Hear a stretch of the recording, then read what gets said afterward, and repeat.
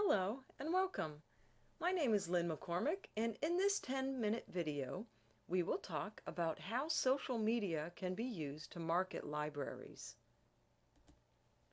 There are many definitions for social media, but I like this one because the emphasis is on multi-directional conversations. We want our patrons to have these conversations with us in a venue that they are comfortable with. There are many more forms of social media, but for the purposes of this video, we will look at some of the more popular ones. That is, YouTube, Facebook, Twitter, blogs, and wikis. One of the major reasons to use social media as a marketing tool is to increase the knowledge of our resources and services. We also want to increase awareness of library events and classes. We also would like to enable library personnel to share their knowledge and skill sets. For example, knowledge of children's literature, or copyright expertise, or knowledge of MLA guidelines. We also want to support distance ed students with things like online tutorials. Of course, this would benefit all students. The bottom line here is that libraries need to adapt to the changing needs of our patrons. The best way to approach this is to have a targeted marketing strategy. This strategy should be centered around whatever the marketing objectives are, like some of the objectives we just mentioned. Let's start with YouTube. YouTube is a wonderful way to bring your library to life. By giving students a visual representation of the library, we can help build our brand and even help them to find their way around by giving them a sense of place. The Iowa City Public Library has established its own channel on YouTube called the Library Channel.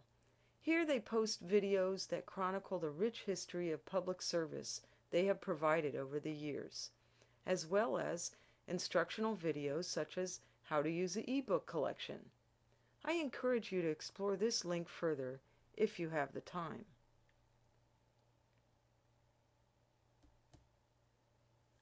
Facebook offers a way to host many of the same things that a library webpage could, but with the added benefit that it is a familiar tool to many of our patrons.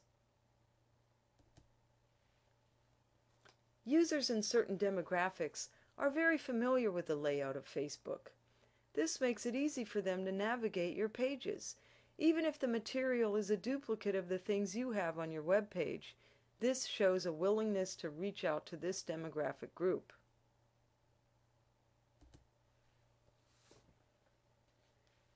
Librarians have started their own libraries using Facebook page as a users group of sorts.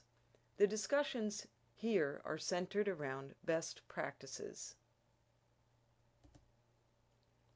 Boxes or apps can be customized to promote certain resources. Note that one of the tabs here is I Am Us. This offers patrons the ability to do instant messaging or an online chat. Some users will be more comfortable doing this than using email or picking up the phone. The patron's sense of comfort and familiarity is one of the main reasons for creating a Facebook page. A video tab may be added here as well. Twitter has become a popular tool for libraries in the past few years. It can be used for announcements, posting news, reminders of instructional sessions. It can be used as a communication tool or to initiate a reference session. It can be used as a collaboration tool with peers. One unique use of Twitter that has come up recently is called Twitlit. Twitter sites can host poetry contests for short poems like limericks or haiku. Twitlit can also take the form of a crowdsourced story. This would be where the library provides a prompt for the story, and the patrons provide additional lines to the story until a conclusion is reached. At this community college site, they advertise things like services provided. For example, 35 people used ebooks and databases yesterday. 528 pages were printed in the reference section. Blogs can do many of the same things you can do on Facebook and Twitter, but they have the added benefit of having the space to offer more of a substantial post, especially in the case of Twitter. A blog can be used to list events in the library, such as tech training, new titles, modified hours, etc., and can be set up to link directly to your web page. Many times in educational institutions, there can be some constraints when updating web pages. This can cause delays. By having a link to a blog, news and information can be immediately fed to the web page. One of the advantages of using social media is that it invites conversation.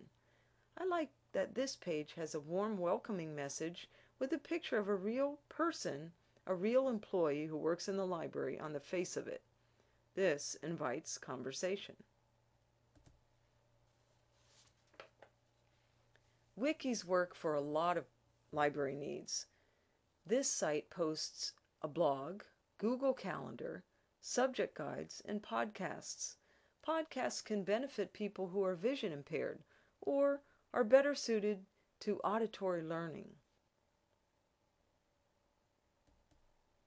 A great benefit of using WordPress Wiki is that it automatically converts the website into a mobile site.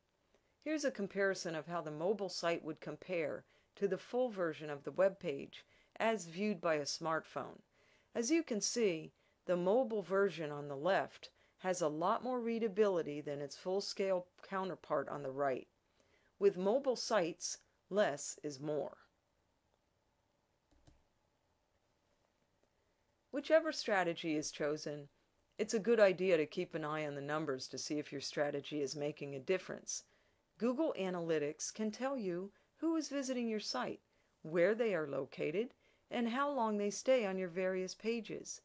Google Analytics is the most commonly known tool for this, but there are many new startups coming into this field.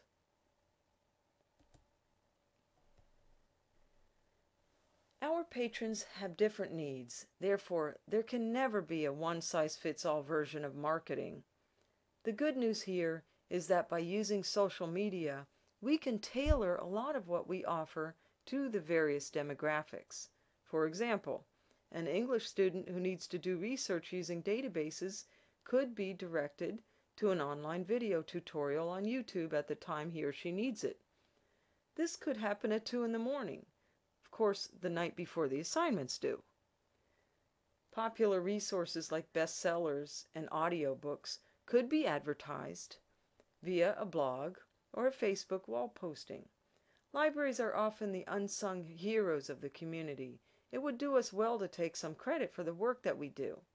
A posting of the sheer numbers of the patrons we serve, or a video to showcase some of our service, would help us to build our image. Lastly, we should always be mindful of future trends, especially the mobile trend.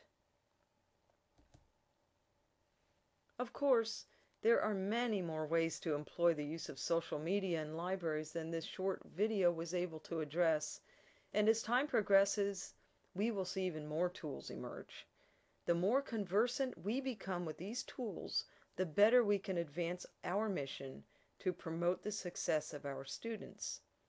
I learned a lot in the making of this video, and I hope that you learned something too.